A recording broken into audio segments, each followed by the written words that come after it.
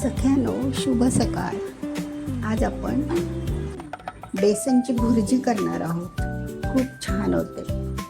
त्यासाठी बघा, ह्या फ्राय पॅनमध्ये एका फ्राय पॅनमध्ये किंवा तव्यावर तुम्ही हे तापायला ठेवा.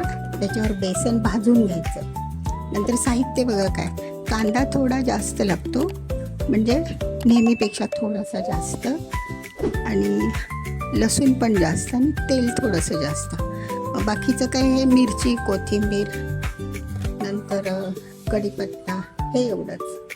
आणि थोडी चिंचेचं पाणी टाकायचं, म्हणजे थोडी आंबट होईल. किंवा नसेल तर तुमच्याकडे तुम्ही थोडंसं दही किंवा ताक टाकलं तरी पण चालेल. आणि बाकीचे पावडर मसाले, धना जिरा पावडर, हे. चला तर आपण आता हे पीठ ना असं सुकं भाजून घ्यायचं, म्हणजे त्याच्या गाठी होत नाहीत.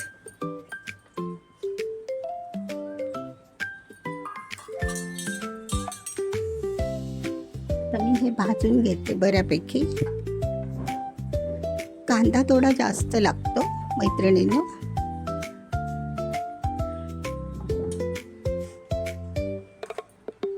पण कांदा पण एका कढईमध्ये, लोखंडी कढईमध्ये आपण कांदा पण आता परतून घेऊया. थोडंसं तेल जास्त लागतं त्याला, पिठाचा भाग ना तो.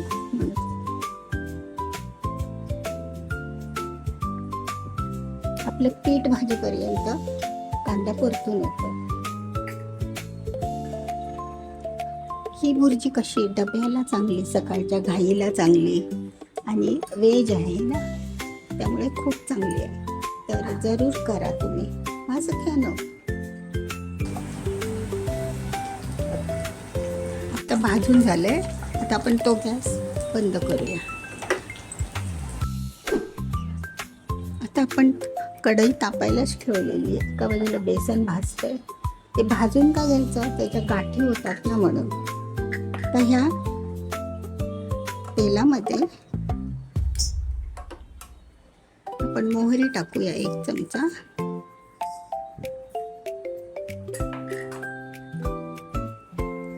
म्हणजे आपण सुक्कं पिठलं वगैरे करतो ना तसंच, पण थोडंसं वेगळ्या पद्धतीचं. जिरी मोहरी टाकली. नंतर लसूण टाकूया.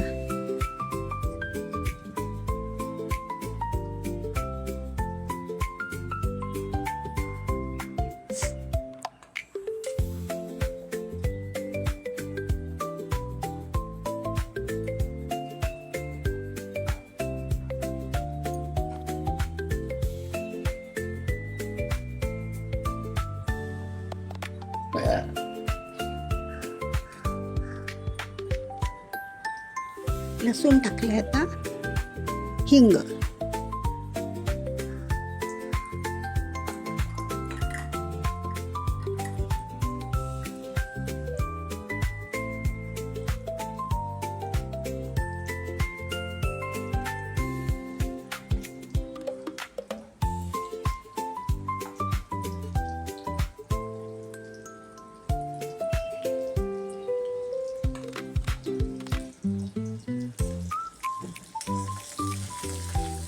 लोखंडी कढईमध्ये घ्यायचं. भाजी पण चांगली होते आणि हलवायला वगैरे.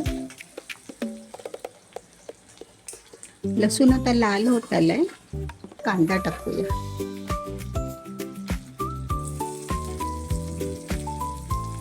कढीपत्ता, कांदा,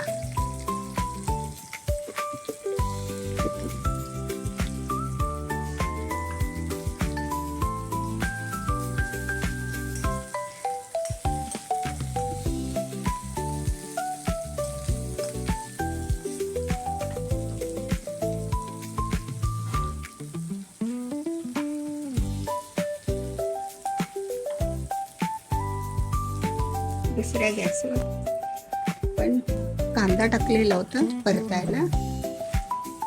तो कांदा झालाय. लसूण, मिरची, आलं, जिरी, मोहरी ही सगळी फोडणी झाली आहे.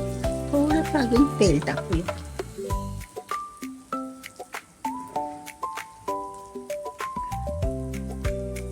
त्याला थोडंसं तेल जास्त लागतं ना.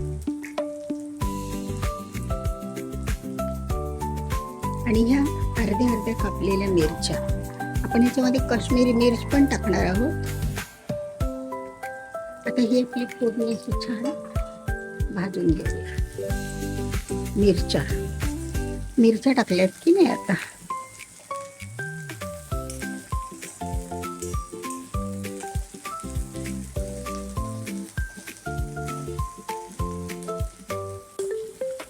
आता थोडीशी हळद आणि धना पावडर, 1 चमचा धना पावडर,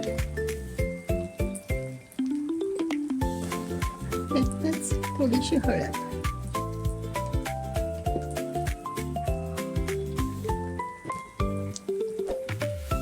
थोडंसं आपण काश्मीरी मिरच पावडर पण टाकणार आहोत.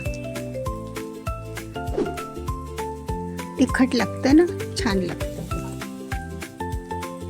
आता बघा फोडणी बऱ्यापैकी झाली आहे. त्यामध्ये आता मीठ टाकूया, चवीनुसार मीठ.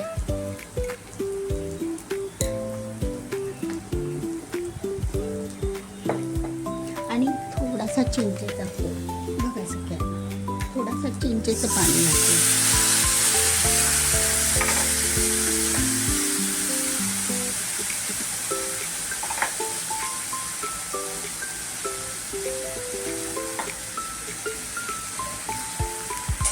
आता ही पूर्ण फोडणी आपली तयार आहे. मीठ टाकले, सगळं साहित्य टाकलेलं आहे.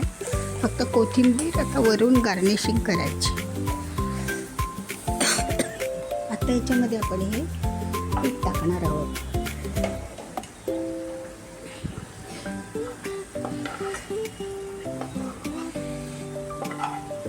भाजलेलं पीठ होतं की नाही ते.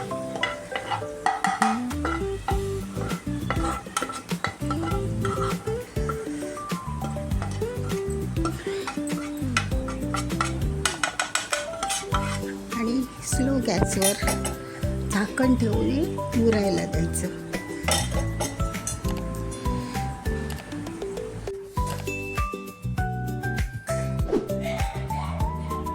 एकदम गॅस कमी करायचा आणि मुरायला द्यायचं.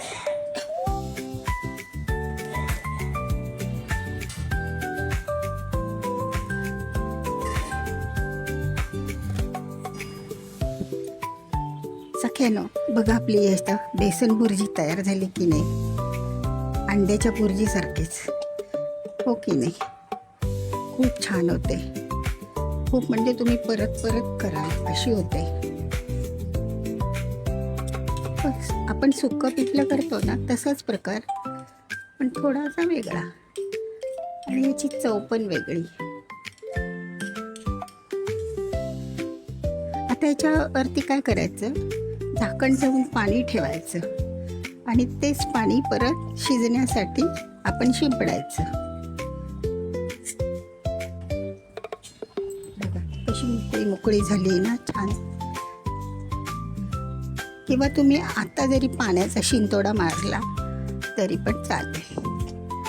पीठ भाजलेलं आहे, ते शिजायला पाहिजे म्हणून.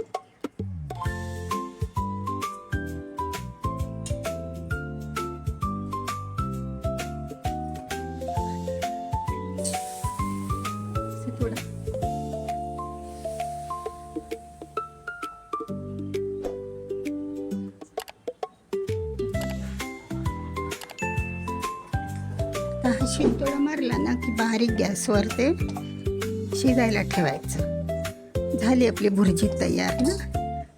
ही व्हेज भुर्जी, ह्याला व्हेज भुर्जी म्हणायचं बरं. कसं खाणं बघा कशी झाली की नाही, छान.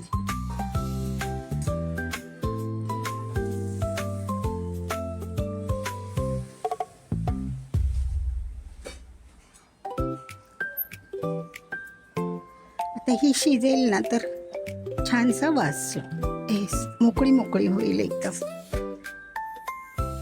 तर गार्निशिंग करून मी तुम्हाला दाखवते.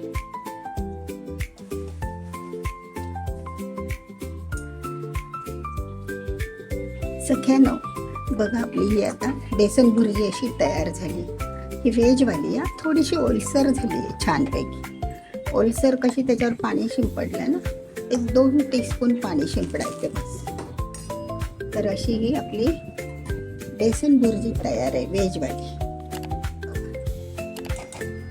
कशी सुंदर वाटते ना. आवडल्यास लाईक करा आणि व्हिडिओ शेवटपर्यंत बघितल्याबद्दल धन्यवाद सख्यानो.